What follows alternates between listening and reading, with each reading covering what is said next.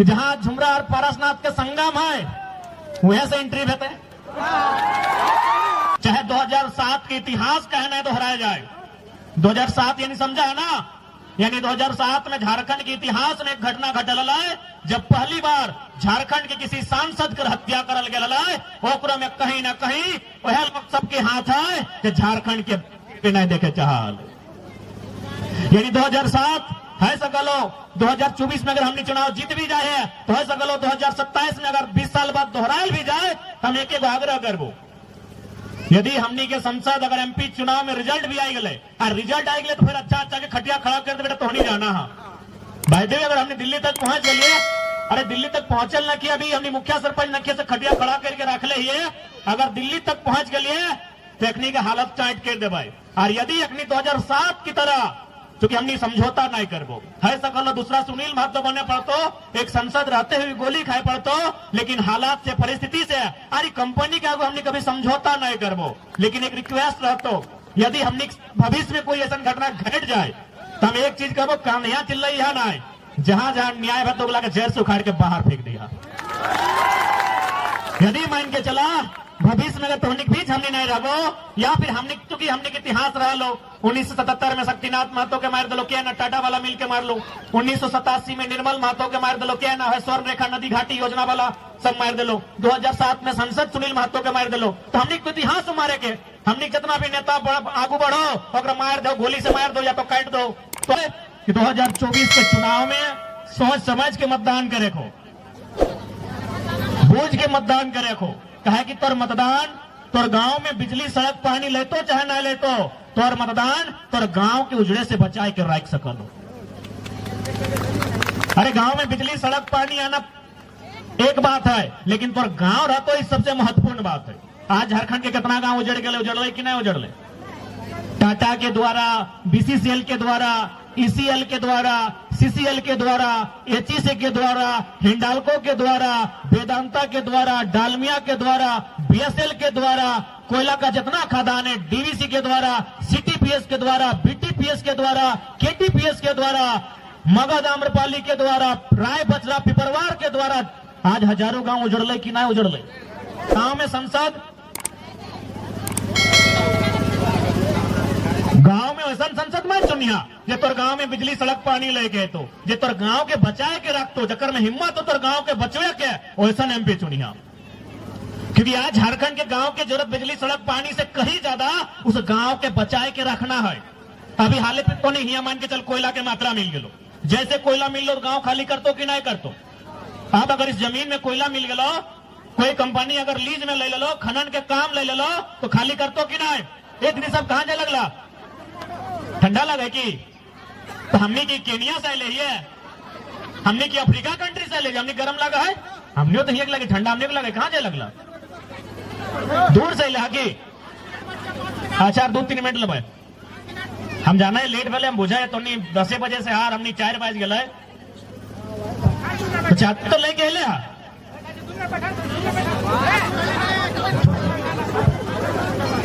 तो आज एमपी ऐसा चुनिए जो आपके गांव को बचाने का सामर्थ्य रखता हो। और हर एक एमपी में, चूंकि एमपी सीधा उसका संबंध प्रधानमंत्री से होता है, आखिर प्रधानमंत्री कौन होता है? वो भी एक एमपी ही होता है। यानी एक एमपी का संबंध हाउस से होता है जहां देश के प्रधानमंत्री बैठते हैं। इसलिए एक एमपी में इतनी ताकत होती है, एक एमपी में इतनी कुवत है वो हमारे गांव को सुधार सके, वो हमारी गांव के अधिकार के लिए लड़ सके। इसलिए अब एमपी इसलिए ना चुना जाए, अरे नहीं है सड़क कोई दिक्कत नहीं, चंदा करके डीसी से मिल के हम सड़क बना लेंगे, लेकिन एमपी ऐसा चुनना चाहिए जब मेरा गांव उजड़े तो कम से कम उसके लिए आके लड़ाई लड़ सके। आज हजारों गांव, क्योंकि जैसे जैसे समय गुजरेगा, अभी झारखंड में जो कंपनियां हैं आप जाके उनका एस्टिमेट को पढ़िए, मैक्सिमम कोयला प्रोडक्शन का टारगेट है कि 1 साल के अंदर इतना मिलियन टन कोयला कोड़ना है, 1 साल के अंदर इतना बिलियन टन कोयला कोड़ना है। बताइए जिस जमीन से कोयला कोड़ेगा कि हवा में कोयला कोड़ेगा? जमीन में कोड़ेगा, जमीन में कोयला कोड़ेगा, यानी गांव हमारा और आपका बर्बाद होगा। इस बात को जान लीजिए। तो अगर मेरा और आपका गांव बर्बाद होगा तो उस गांव की आबाद रखने के लिए, उस गांव को अधिकार दिलाने के लिए, उस गांव को उचित मुआवजा दिलाने के लिए बात कौन रखेगा भाई? क्योंकि मुखिया जी का बात वहां नहीं सुना जाएगा। खनन का मामला केंद्र का मामला होता है, मुखिया जी को फटकार लगा दिया जाएगा, विधायक जी को बोलेगा आप खर्चे में रहिए। खनन जो होता है, जो माइनिंग्स होता है, वह सेंट्रल का विषय है। यानी अगर कोई घुटने पर ला सकता है कंपनी को तो एमपी होता है। आज पास डीएमटी फंड हम लोग सुनते हैं, डीएमटी फंड सुना है ना, जैसे हमारे धनबाद में 1500 करोड़ हो, हजारीबाग में 1200 करोड़ हो, तो जाके रामगढ़ में भी लगभग 900 करोड़ हो। इस फंड के मालिक के पता हो, ये फंड ककर निगरानी में काम करा है, एमपी के निगरानी में काम करा है। लेकिन अगर ढंग के एमपी नहीं दे रही, फंड कहां जीतो पता हो, और करसाली के गली में लाइट में जीतो।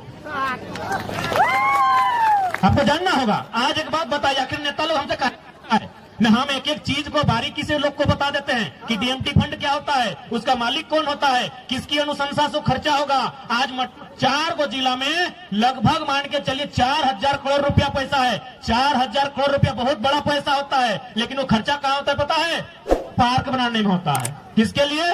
नेताजी काली का पुतहू के लिए, गोतनी के लिए। इसके लिए डीएमटी फंड का खर्चा इसलिए होना चाहिए कि जिस विस्थापित क्षेत्र में आपने खनन किया है, या आपके खनन से जो लोग प्रभावित हुए हैं, उनकी स्वास्थ्य को लेकर खर्चा होना चाहिए था, उनकी शिक्षा को लेकर खर्चा होना चाहिए था, उनके रोजगार संबंधित खर्चा होना चाहिए था। लेकिन खर्चा इन लोग अपना बाथरूम बनाने में करता है। ये बात की आपको जानकारी होनी चाहिए।